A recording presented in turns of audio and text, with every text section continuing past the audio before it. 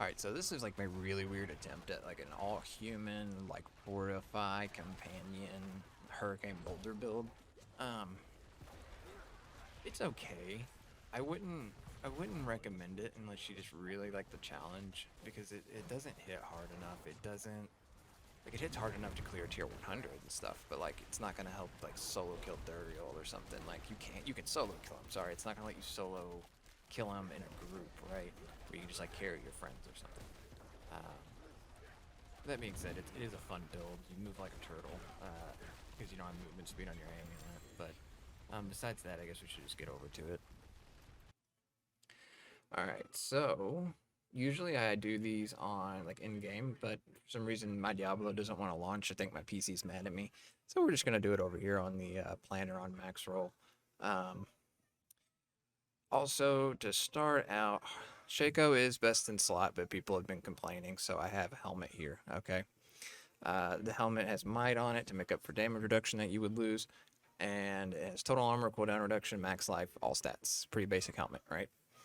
Um, we're gonna go to chest armor. Chest armor just has disobedience. It has your basic DR stuff like DR, DRC, DR fortified, and total armor. And then, of course, everything uses sapphires, so you get damage reduction while fortified. You could use rubies if you wanted to. I prefer to use sapphires. Um, Gloves, we have shepherds on here, so this is a really weird, like, fortify companion hybrid build. Um, so you could take critical strike damage off these gloves, by the way, and put lucky hit chance if you wanted to. But so your core skills though, they gain 10% multiplicative damage for each active companion, and then attack speed, crit chance, and storm skill cooldown reduction. I think like you need those on the gloves. Some people might argue about the storm skill cooldown reduction, but like there's moments where your hurricane is not up, and it's unfortunate. Let's just go with that. Tibalt's Will, of course, every build uses Tibalt's Will for the multiplicative damage. Um, let's see here. Symbiotic on the boots with movement speed, damage reduction injured, spirit cost reduction, and all stats.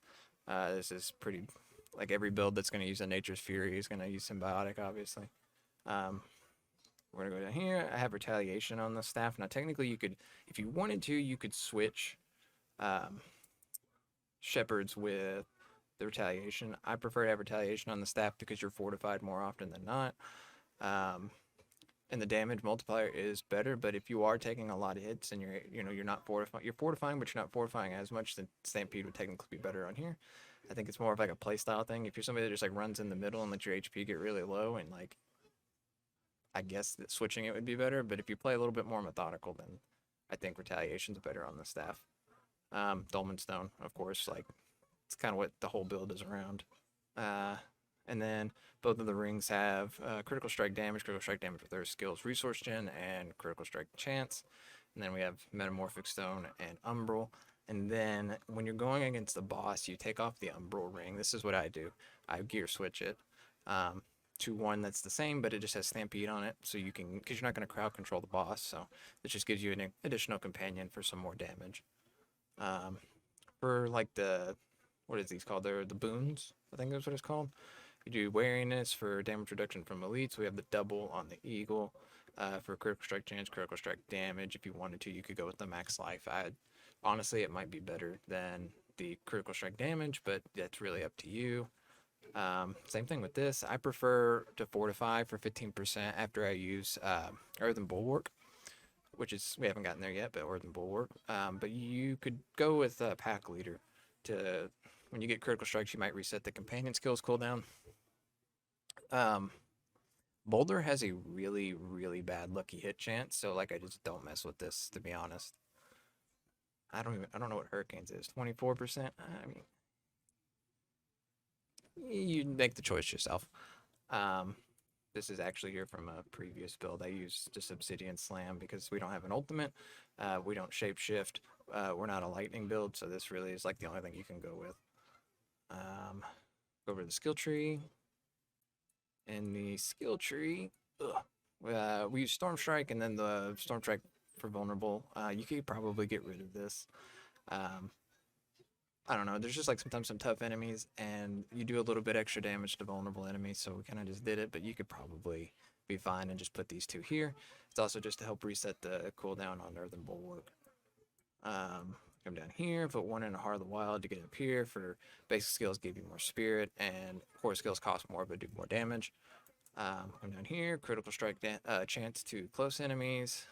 And we're going to come down here, rather than Bulwark, and then the one that fortifies you, because it is a fortify build. And then the Unstoppable is really useful for the pants as well. Ancestral Fortitude for non-physical resistances. Come down here, we have 1 point. So if you have Shaco, you can take this point out of here and put it into, this is where I have it, and just another increases the amount of Fortify you gain.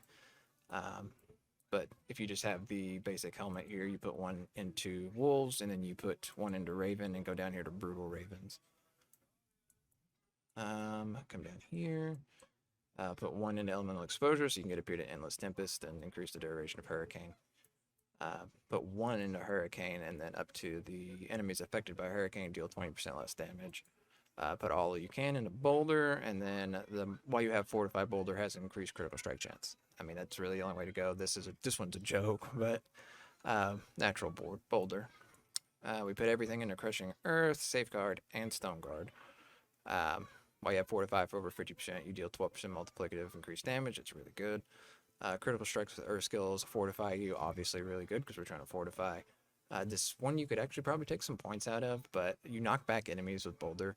So, I mean, this is not bad to have. Come down here. We have 3 into Defiance, Natural Disaster, and Resonance.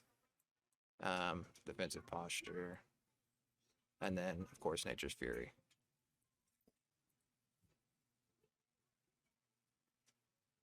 Go over here to the Paragon board. Exploit in the starter board. Coming up through here, just so when you first hit enemies, they become vulnerable. Actually, let's see, go over the Vamp powers. In the Vampiric powers, we got Sanguine Brace, so you fortify when you kill stuff. Metamorphosis, so you can become unstoppable for Tibalt's Will. Resilience, just to get some more damage reduction. Prey on the weak, so you get extra multiplicative damage to vulnerable enemies. That's what I was talking about with Storm Strike. I chose to put the vulnerable part on there just in case it's useful for this. And then Hemomancy, just to heal, and you do you shoot at the little laser things and do physical damage. In the video, I actually don't have Hemomancy on. I can't remember what I had on. I think I just accidentally left something from one of my previous attempts where I was trying to do like the Werebear skill, and then it just didn't work out. But not my build anyway. I know other people have made it work, but I don't copy other people's builds, so I couldn't figure it out, so we went the human route. Go over to the Paragon now. In the starter board, we got Exploit, and just grabbing just enough nodes to activate that when you first hit an enemy. For the first time in 20 seconds, they become vulnerable. That's the only part that really matters. I mean, okay. Coming up here, we have Inner Beast here with Earth and Sky in there. So we come up here, go this way, grab these armor and life nodes. Come down here, grab the critical strike damage here, come up and out. And then we grab the armor here. This is just to help boost the rare nodes. And then coming up here, and we have just enough in there to activate Earth and Sky. It's just to boost the armor because you don't have like total armor while in Werebear form or anything, so more armor is just good. And we come over here. Yeah, we go this way first. Earth and Devastation. We have Human in here. Since we're always in human form, we just want the 10% damage reduction while in human form. So we come down through here, grab the critical strike damage with Earth skill stuff over here. And then come up here, grab the Persistence of all elements, come up through here, and then Earth and Devastation, which is absolutely required. Your skills deal 10% increased critical strike damage that is equal to 20% of your damage versus crowd controlled bonus. So we come up through here. This is why we have crowd control on the rings. Some people would just grab these extra nodes, but I don't see like any reason to do that. I just put it on the rings. It saves me a couple nodes. I go up through here, grab like onto some of this stuff. Like you can change that if you want to. I actually had a different board before, and we'll get to that, but that actually made it where I didn't even need it on the rings. I didn't have to grab these, but man, we changed things. But anyway, come up here to Constricting Tendrils, and we have Spirit in here, and I put this is where my build's a little bit different than other people's. I put everything I can into spirit because I mean it's a critical strike damage build. I understand that it's just additive anymore, but like you're still trying to stack a bunch of additive damage, so to make your crits bigger. But anyway, come up through here, grab all of the dexterity nodes. We grab of course, we grab the nature skill damage. We grab the nature skill damage over here as well. And then we're going to come over here. This is where we come up off the critical strike damage on the second board. Ancestral guidance, and we have outmatch in here. Outmatch is debatable whether it's the best thing to put in here, but I like the extra damage towards bosses because I try to do all-in-one builds, and this build, it can clear mobs pretty good, but against bosses you are a little bit slow, so I'd rather have outmatch in here, to be honest. But you come up here, grab this spirit on kill stuff. We don't have this one. You could try to squeeze it in if you wanted to. One spirit's not a big deal, but just having it like 5 spirit on kill is really nice, actually. We come up here, grab the legendary node. So after you spend 75 spirit, you deal 30% multiplicative damage for 5 seconds. So like you'll pretty much just always do this because boulder is very expensive. Umbral is pretty much the only thing that lets the build keep going as you're doing like general mobbing. Come through here, grab some of this core skill stuff. And the next set we had outmatch in here. So we just come down here, grab these dexterity nodes. Come down here, grab the elemental resistance ones. We don't grab this one because 1.5% is not worth the node. Come down here, and then we come over here and grab this core skill node. Just because it's going to get boosted. Core skill damage is additive, so it's not the biggest deal, but the fact that it's going to boost it, I think it's good. And then also you get the willpower, of course. And then we're going to come over here to the last board, which is survival instincts. We don't grab any of the werebear stuff on the board, but come down through here, and then we grab this extra damage reduction while fortified. That's the main reason I use this board now. I used, what is it? Thunderstruck before for the human node, and then I had Undaunted on Earthen Devastation. But you come down through here, and there's all these willpower nodes, but there's damage to crowd control here. But if you feel like that's better, that's fine. It would just look like this. And you just come through, come up, through here, and then grab these two. It's not going to say anything's there, but this right here is would fulfill the human node, and then you just come grab this critical strike and damage to crowd controlled enemies. And when you grab this one right here, it made it where you didn't even need the rings. Depending on your level of damage to crowd control on one of the rings, you can take it off. It just depends on your rolls on like your staff and your other ring, right? You just put whatever you want there. I would recommend like lucky hit chance, resource generation. Actually, it is already resource generation. Anyway, this needs to be changed.